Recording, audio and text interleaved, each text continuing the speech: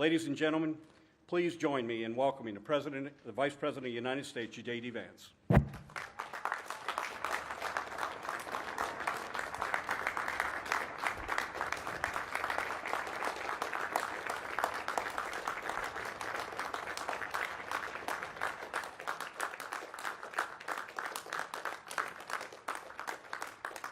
Thank you all. Thank you.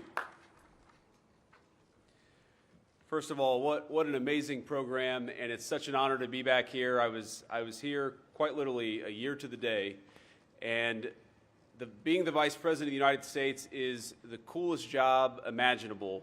But of all the amazing things I get to do, getting to be here to speak to the families of the fallen and our brave law enforcement officers, it's at the very top of the list. So many of you said, thank you for coming here today. I want to thank you for having me here today. It is the greatest honor that I could possibly have as your Vice President to come here and say to these beautiful families, thank you, and I'm sorry.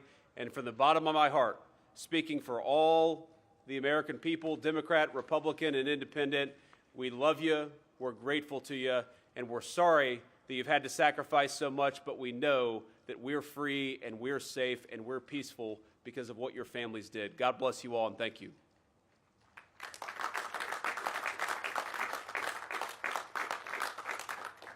Before I get into the meat of my remarks, I want to briefly express my gratitude to the men and women who've made this particular event possible.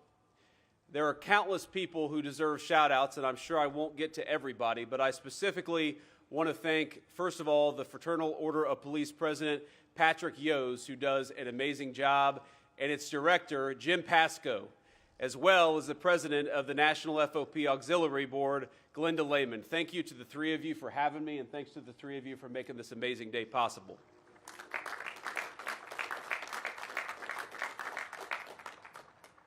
And I told Patrick, I said to the FOP president that I would come back next year, but only if he sings the national anthem next time. So we want to see how many talents Patrick has here.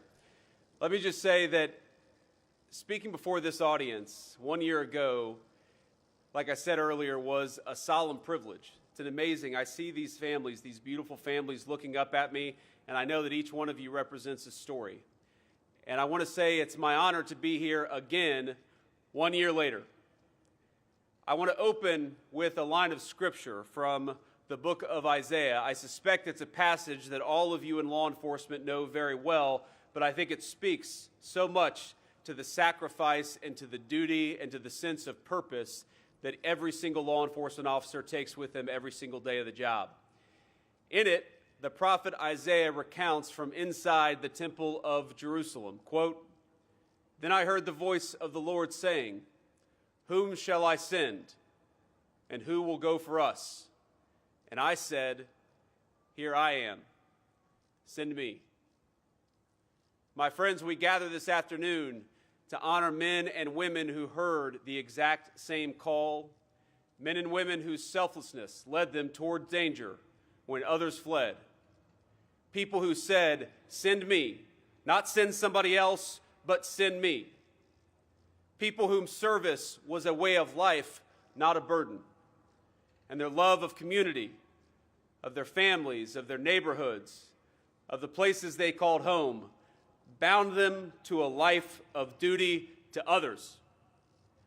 A duty they lived out every single day, from the first time they put on that amazing badge to the moment that they took their very last breath. In the Old Testament, God does not force Isaiah to serve him. Isaiah knew it would not be easy, but he steps up willingly. He volunteers, just like every single one of you and every single one of your loved ones. He accepts God's call to give his life in service to his fellow man.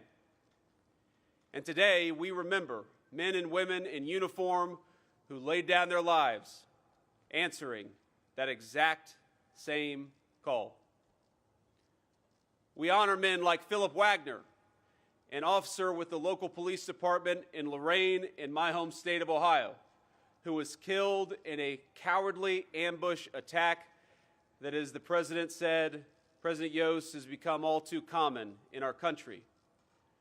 Now, those of you who know him know that Officer Wagner was a family man, a Marine Corps veteran, Semper Fi, with 8 years' experience in law enforcement, and he left behind a beautiful wife and 3 children.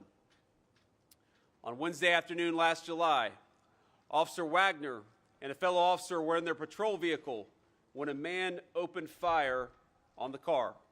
He did nothing other than do his job, and a coward opened fire on him. After they called for help, a 3rd officer was also ambushed.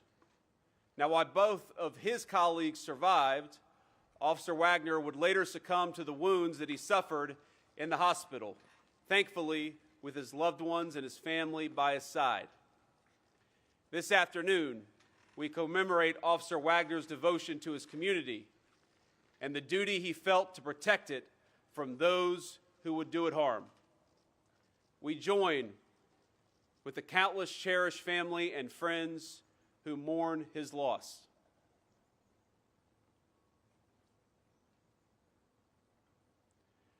Today we also honor heroes like Officer Suzanne O, a 5-year veteran of the Maui County Police Department.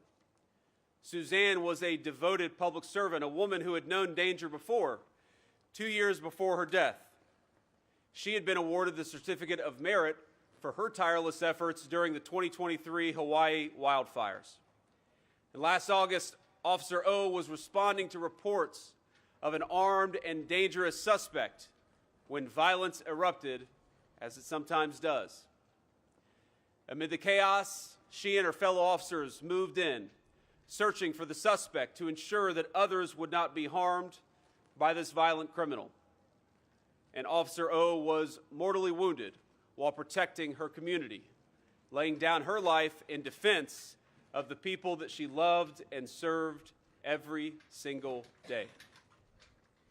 She left behind a family of her own, a sister, 3 brothers, an adoring boyfriend, and many other loved ones, as well as a legacy of quiet strength, and a legacy of always putting the needs of others first, even when it requires the sacrifice of your own life. So today we honor Officer O and give thanks for her. And finally today we honor 3 officers from Pennsylvania's Northern York County Regional Police Department. Their names were Detective Mark Baker, Detective Isaiah Immunizer, and Detective Sergeant Cody Becker. Last September, these men were killed in the line of duty. They were working to serve an arrest warrant against a man wanted for stalking and threatening an innocent woman. A man lying in wait, wearing camouflage, carrying an AR-15, and surveilling his victim in her home. A woman who felt no safety, no security because of the actions of a violent criminal. But these officers decided to do something about it. When they moved to protect her and carry out their duty, they were unfortunately met with a brutal ambush from this coward. Now, all 3 of these officers, Detective Baker, Detective Immunizer, and Detective Sergeant Becker, gave their lives confronting evil without hesitation, placing themselves between danger and the people who depended on them most. These were talented and seasoned cops. Across the 3 of them, they represented nearly 60 years of experience within law enforcement, and each of them left behind grieving widows and beautiful children. Today, we pray for all 5 of these law enforcement officers and for the many others we honor this afternoon. Now, I know I don't have time here to go through every single law enforcement officer that we've lost in the past year. We cannot tell every single story of every single family and of every single instance of brave sacrifice. But when I look at these white chairs here in the front rows, what I see is dozens of stories, dozens of brave people, dozens of family members, dozens of husbands and fathers of moms, of wives, of people who loved their families, but also loved the peace that exists in our community. And they loved it so much they were willing to lay down their life to protect it. So I want each of you to know, from the President, from the Vice President, from the entire administration, from a grateful nation, I see you. I recognize that each and every one of you lost something that we cannot possibly ever repay. But I want you to know, from the entire United States of America, from our fellow citizens and the family member of all American people, we love you. We're thankful for you. We're sorry for what you sacrificed, but we will never forget what your officer laid down.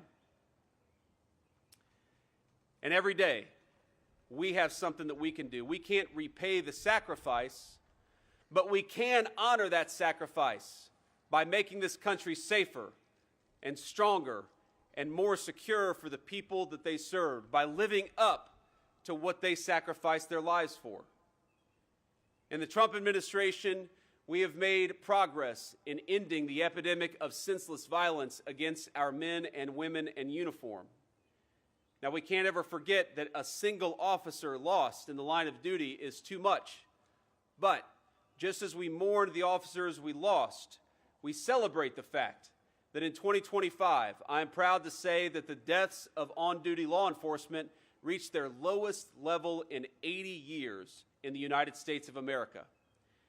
And that milestone comes amid a nationwide decline. Thank you.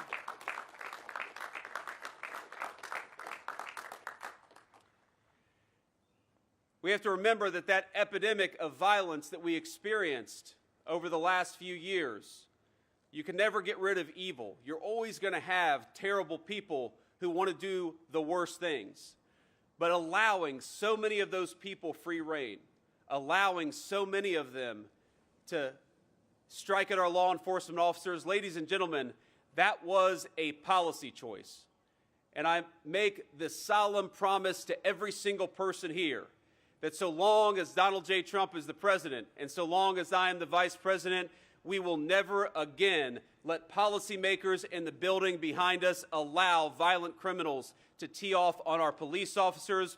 We will fight for you just as you fight for us every single day.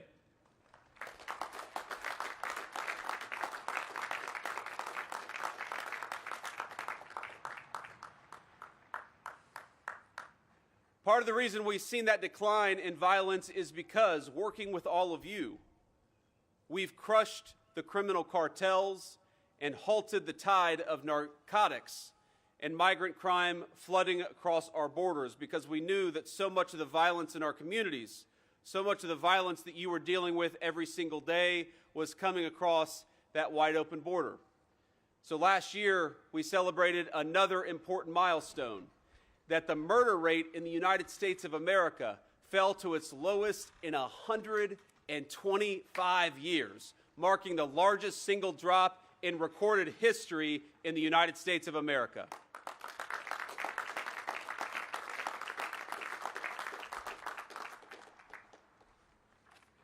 Since Inauguration Day back in 2025, we've seen steep declines across every major violent crime category. That's something to celebrate.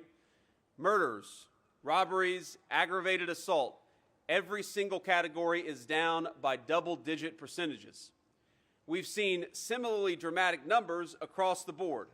Shooting deaths, rapes, traffic fatalities, and overdoses are all much lower today than they were just a year and a half ago. But I think most important is not the numbers, it's the attitude shift that we've seen.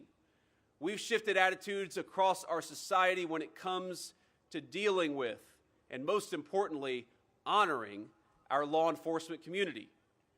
We stopped handcuffing the police and started handcuffing more violent criminals. We've restored a culture that supports, not second guesses, our officers when they go out and do their important work. We've ended the shameful practice of micromanagement of state and local police started by the last administration. 1 week after I spoke before this audience last year, President Trump dropped a series of lawsuits from the Biden administration that wrongfully accused all of you of discrimination and accused your departments of discrimination. And we know that what that did is that it empowered the bad guys to tee off on you when they felt like they had an administration that was fighting with the bad guys instead of fighting for our cops and our law enforcement. Because when it comes to federal law enforcement, there's no more effective partner than all of you, than our state and local officers. We can't do everything. We wouldn't want to do everything. But we recognize that the jobs that you do every single day makes it easy for us to keep our fellow citizens safe. We've reduced the burden on police by giving city officials more freedom to move homeless and others causing chaos into treatment rather than languishing on the streets and endangering both themselves but also their fellow citizens. And of course, we made sure that our men and women in uniform uniquely stood to benefit with our working families' tax cuts. We fulfilled a campaign promise to end taxes on overtime because we know that so many of our law enforcement officers are working a lot of overtime. We increased the SALT cap because we know that a lot of you are working and living and paying taxes in very high tax jurisdictions. And perhaps most importantly, we funded vital grants for local police departments like the Burn, JAG, and COPS program. And our attitude is very simple. You support us, so you deserve a government that supports you every single day. And in response to the repeated and needless tragedy, we've taken action to end dangerous state and local policies like cashless bail. We had to get rid of it because it was letting way too many violent criminals out of prison. They were making our communities less safe, and they were making all of you less safe. So we implemented a very simple proposal. How about we have a federal government that helps you put violent criminals in prison as opposed to letting them out of jail?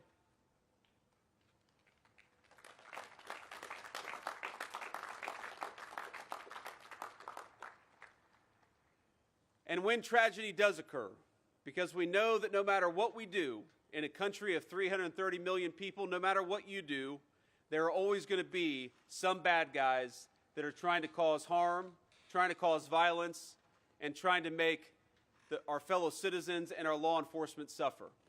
So what we have to do is ensure that when an officer falls in the line of duty, two things happen. Number one, the Department of Justice is aggressively seeking the death penalty for anybody who dares to kill a law enforcement officer in the United States of America.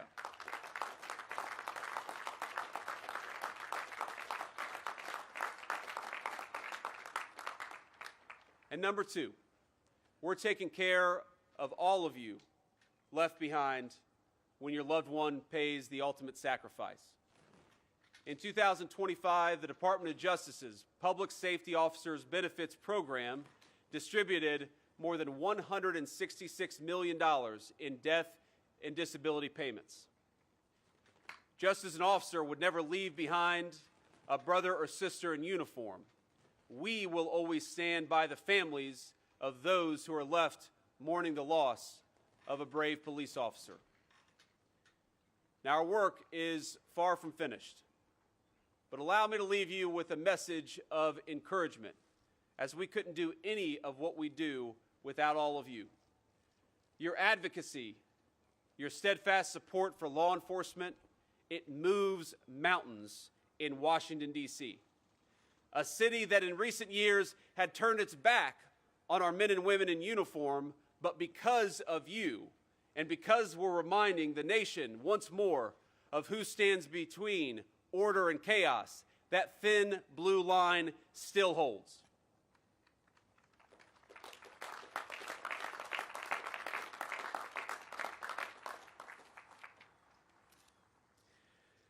My friends, later in the book of Isaiah, the Lord speaks through his prophet, and he says, "You shall be called the repairer of the breach. You shall be called the restorer of streets to dwell in." This afternoon, we honor the men and women who lived out that calling every single day. who gave everything for their belief in it. They stood in the breach for their communities so that the streets would be safe to dwell in. Where others brought violence and chaos, they brought order and peace. And though we mourn their passing back into the arms of their Creator, those of us who remain inherit a new responsibility. Our responsibility is simple: to follow in their footsteps and to devote our own lives to service. To stand beside the families these fallen officers loved, to fight for them as they fought for us, to remember the children, the grandchildren, the spouses and parents and the friends these fellow officers left behind, to speak their names, to tell their stories so that they're never forgotten, and to always ensure that the country these officers gave their lives protecting remains worthy of the sacrifice of the very best among us. You know, I stand up here with this very thick glass between me and you, and because I'm the Vice President of the United States, I am blessed to have a Secret Service detail, people who look after me, who put their lives on the lines, just as your loved ones put their lives on the lines. And what I realize is that the Vice President of the United States, of course, has a Secret Service detail, but 99.99% of our fellow citizens do not.